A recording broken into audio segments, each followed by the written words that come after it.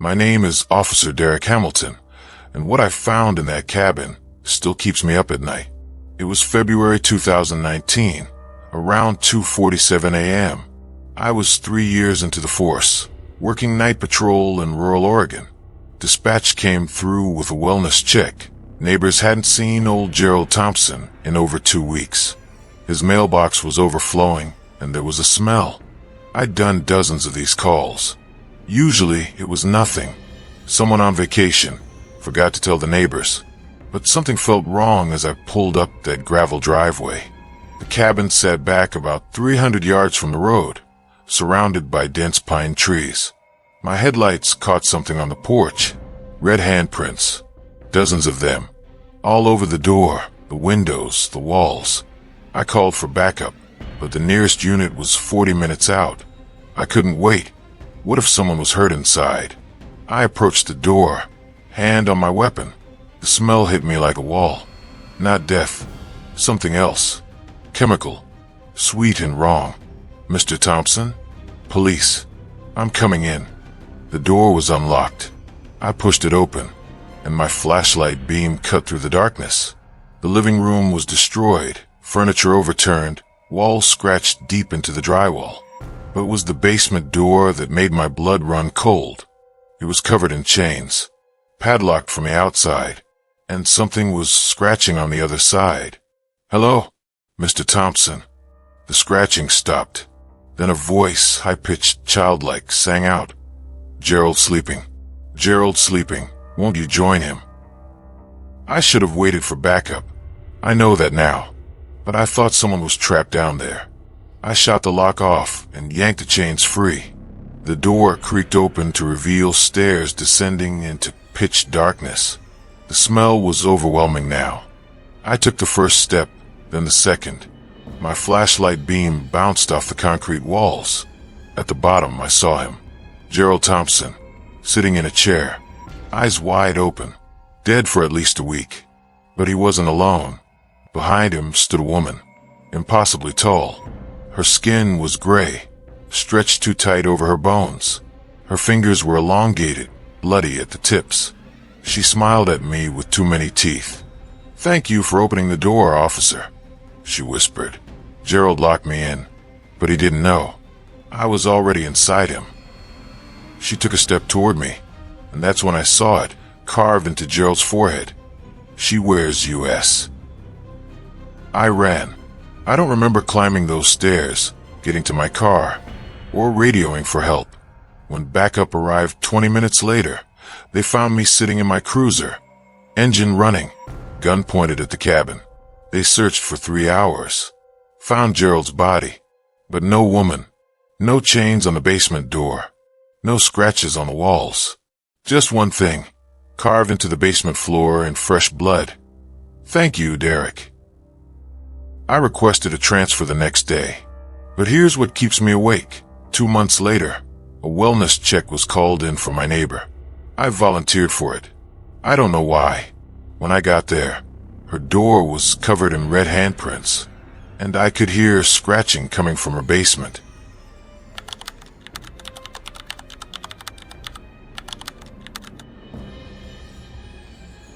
My name is Officer Jessica Reynolds, and I picked up something on Highway 9 that wasn't human. It was October 2021, just past midnight. I was finishing my shift when I saw her on the side of the road. Young woman, maybe early 20s, white dress, waving frantically. This stretch of highway is desolate. Nearest town is 30 miles in either direction. I pulled over. Ma'am, are you okay? Do you need help? She smiled. Too wide. My car broke down. Can you give me a ride to Millbrook?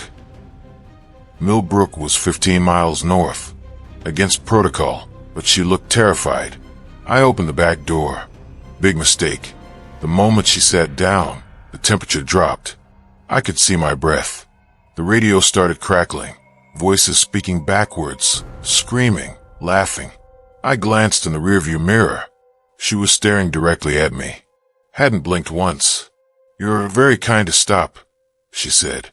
Most people don't anymore. Not since the accident. What accident? Mine. In 1987, my hands tightened on the wheel. This was wrong. Everything about this was wrong. I tried to keep my voice steady. Ma'am, what's your name? I don't remember. It's been so long since anyone asked. I reached for my radio.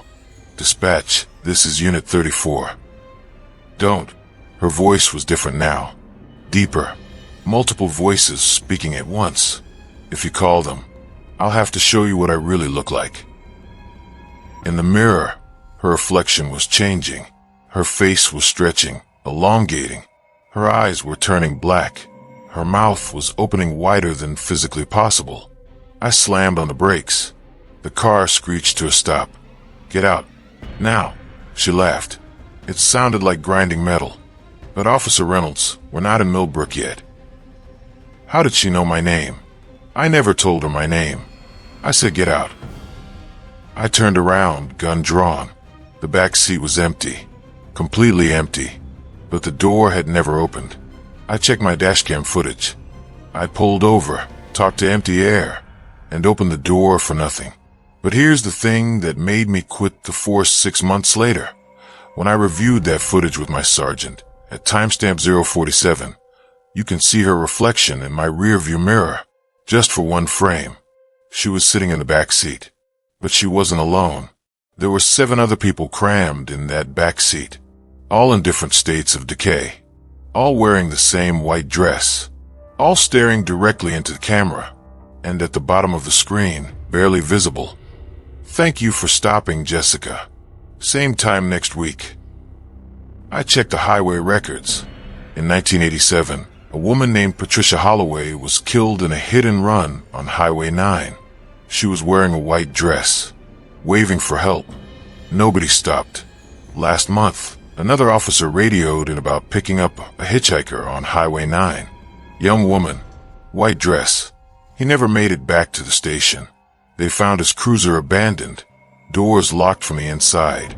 His dashcam was destroyed, but they recovered one frame from the memory card. 8 people in the back seat now, all staring at the camera.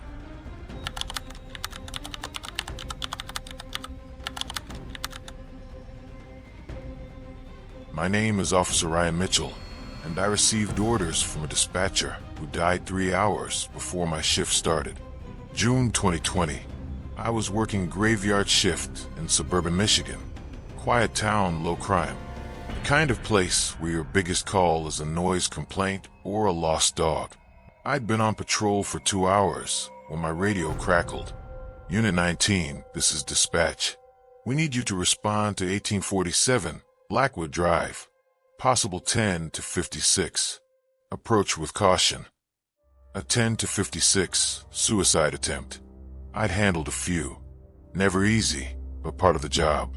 Copy that, dispatch. ETA 7 minutes. But something about the voice bothered me. It sounded distant, hollow, like it was coming from the bottom of a well. 1847 Blackwood Drive was a 2-story colonial. Dark, no cars in the driveway. I approached the front door and knocked. Police. Anyone home? Nothing. The door was unlocked. I entered with my flashlight and weapon drawn. This is the police. I'm coming inside. The house was empty. No furniture. No pictures. Thick dust on every surface. Nobody had lived here in months, maybe years. My radio crackled again. Unit 19, subject is in the basement. Proceed with caution. Dispatch, there's nobody here. House appears abandoned. Negative, Unit 19. Subject is in the basement. You need to go down there now. The tone was wrong. Urgent. Almost panicked. Dispatchers don't panic. I found the basement door. Warped wood. Rusty hinges. Every instinct screamed at me to leave. But if someone was down there, the stairs groaned under my weight. The basement was concrete and shadows. My flashlight beam swept across old boxes, a broken water heater, and a mirror, full length, standing in the center of the room. Dispatch, I'm in the basement. There's no one here. Just an old mirror. Static. Then, look closer, Ryan. Look at your reflection. How did she know my name? I stepped closer. My reflection stared back, but it wasn't moving with me. It was standing perfectly still while I moved. Then it smiled. I didn't smile. Unit 19, you need to get out of that house. Now, the voice was different. Terrified. This is Sergeant Wallace. Mitchell, whoever you've been talking to. It's not dispatch. Our dispatcher, Linda Collins, died this morning in a car accident at 3 a.m. 3 hours before your shift. My blood turned to ice. I looked at my reflection again. It was reaching forward, pressing its hands against the glass from the inside. But she's been on the radio for the last hour. I whispered. No one's been on that channel, Ryan. We've been trying to reach you. You've been radio silent. The reflection's hands pushed through the glass, not breaking it, passing through it like water. I ran, up those stairs, through the empty house, out to my cruiser. But when I looked back, my reflection was standing in the doorway, waving. I reviewed my dashcam footage. From 11:47 p.m. to 12:53 a.m., the entire time I was in that house, I was parked outside my cruiser, standing perfectly still, staring at the house, for over an hour. I have no memory of standing there. They put me on administrative leave, psychiatric evaluation. I told them everything. They didn't believe me until they pulled Linda's radio logs. Her radio transmitted 47 messages during my shift, all to Unit 19, all directing me to addresses. When they checked those addresses, they found something horrifying. Every single house had a mirror in the basement, and in every mirror, if you looked close enough, you could see a figure standing behind the reflection, reaching, waiting. Linda Collins died at 3:07 a.m. when her car swerved off the road. She called 911 as she was dying. Her last words were, "Tell Ryan I'm sorry." It needed someone to open the doors. It chose me to choose him.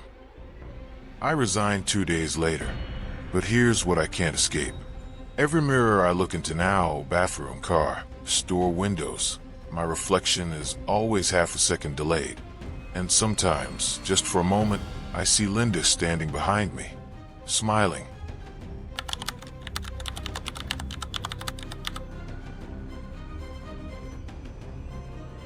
My name is Officer Kimberly Foster, and I filed a missing person report for someone who never existed.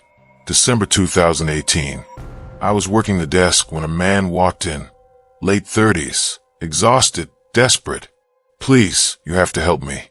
My daughter's been missing for 3 days." Standard procedure. I got out the forms. "What's your daughter's name, sir?" "Emily Chun. She's 8 years old. Black hair, brown eyes. She was playing in our backyard, and then she just vanished." I took down all the information, issued an Amber Alert, organized search parties. We scoured that neighborhood for 2 weeks. Dogs, helicopters, volunteers. Nothing. But then it got weird. I went to follow up with Mr. Chun. The address he gave me didn't exist. The phone number was disconnected. When I showed his photo to neighbors, they looked at me like I was crazy. "Officer, no one by that name lives in this neighborhood. Never has." I checked our database. Birth certificates, school records, medical records. Emily Chin didn't exist. No child by that name, age, or description had ever been registered in our county, or the state, or anywhere. But I took that report. I wrote down every detail. I had his signature on the forms. Except when I went back to the station, the forms were blank. Everything I had written gone. Just empty pages with my signature at the bottom. My sergeant pulled me aside. "Foster, why did you sign blank missing person reports?" They weren't blank. I interviewed the father. I took notes. He showed me the security footage from that day. I was sitting at the desk, talking to an empty chair for 45 minutes, writing on blank forms, nodding at nothing. "Kimberly, we're worried about you. Maybe you need some time off." I wasn't crazy. I knew what I saw. I went back to that neighborhood, demanded answers. That's when an elderly woman approached me. You're looking for the man with the missing daughter, aren't you? Finally, someone who saw him. Yes. Do you know where he is? She shook her head sadly. Honey, he's been coming to that police station for 40 years. Ever since his daughter Emily went missing in 1978. He died in 1995. Heart attack right there at the front desk, begging for help. My hands went numb. That's impossible. I spoke to him last week. Lots of officers have. He doesn't know he's dead. Doesn't know his daughter was found 3 days after he made that first report. She was buried in the woods behind their house, murdered by a drifter. She looked at me with pity. But here's the thing no one tells the new officers. Every cop who files his report, they find something horrible within the month. Something that makes them understand why the dead don't rest. I didn't believe her. Couldn't believe her. But I started researching. Found 23 officers over 40 years who claimed to have taken a missing person report from a desperate father. All different names for the father. All different names for the daughter. But the same story. Every single officer quit the force within 6 weeks. I lasted 5. Because 3 weeks after I filed that report, I got called to a scene. A body found in the woods. Female. 8 years old. Buried for decades. When they dug her up and ran DNA, she matched a cold case from 1978. Emily Chun. Exactly where her father said she'd be. In a place he never told me to look. But here's what made me turn my badge. When I went back to review my blank report forms, they weren't blank anymore. Every detail I'd written was back, but at the bottom, in different handwriting. Thank you for listening. No one listened before. Now she can rest. But Officer Foster, I saw what's buried behind your house. Should I file a report? I never lived in a house. I live in an apartment. But last week, I bought my first home. Rural area. Nice yard. Big trees. I haven't checked the backyard yet. I'm too afraid of what I'll find buried there. And every night at 3 a.m., someone knocks on my door. When I look through the peephole, there's a man standing there. Desperate. Exhausted. He's holding a picture of a little girl.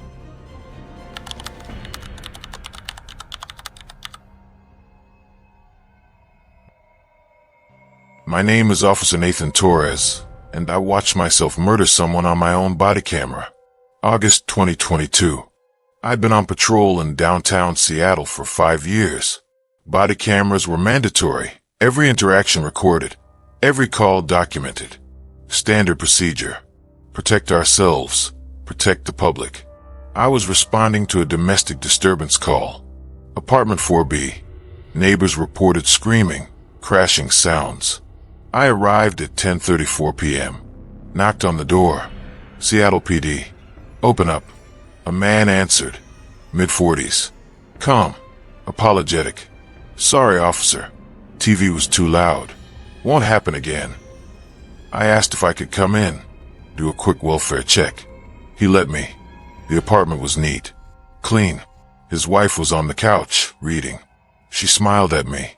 Everything's fine, officer. Just a misunderstanding. I apologized for the intrusion, gave them the domestic violence hotline card, and left. Routine call. 15 minutes, tops. I filed my report that night. Forgot all about it. Until Internal Affairs called me in 3 weeks later. They sat me down in a gray room. No windows. Lieutenant Davis slid a tablet across the table. Torres, we need you to watch something. It was my body cam footage from that night. Same call. Same apartment. Same timestamp. But what I saw made my stomach drop. On the video, I knocked on the door. The man answered, but I didn't ask to come in politely. I shoved past him, weapon drawn. I was yelling. He was backing away. Hands up. His wife was screaming. And then I shot him. 3 times. Set a mass. I stood over his body and fired twice more. Into his head. His wife was hysterical. I turned to her, and the footage cut out. That's not what happened, I whispered. I never drew my weapon. He was cooperative. They were both fine when I left. Lieutenant Davis leaned forward. Nathan, we sent units to that apartment the next morning. Routine follow-up. We found 2 bodies. The man had 5 gunshot wounds, 3 to the chest, 2 to the head. His wife had been strangled. I didn't kill anyone. This footage is fake. Edited. Tampered with. The metadata is clean. No signs of manipulation. And Nathan, the ballistics match your service weapon. We tested it yesterday. 5 rounds fired. 5 rounds unaccounted for in your last ammo check. This wasn't possible. I remembered that call perfectly. Pleasant couple. No confrontation. No shots fired. They showed me crime scene photos. The man's body. The wife's body. Time of death matched my call exactly. 10:34 p.m. to 10:51 p.m. They arrested me.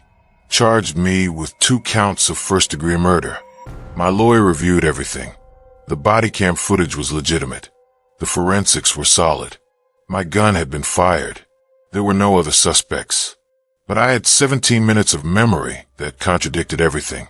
17 minutes where I was a good cop, doing my job. Not a murderer. The trial lasted 3 weeks.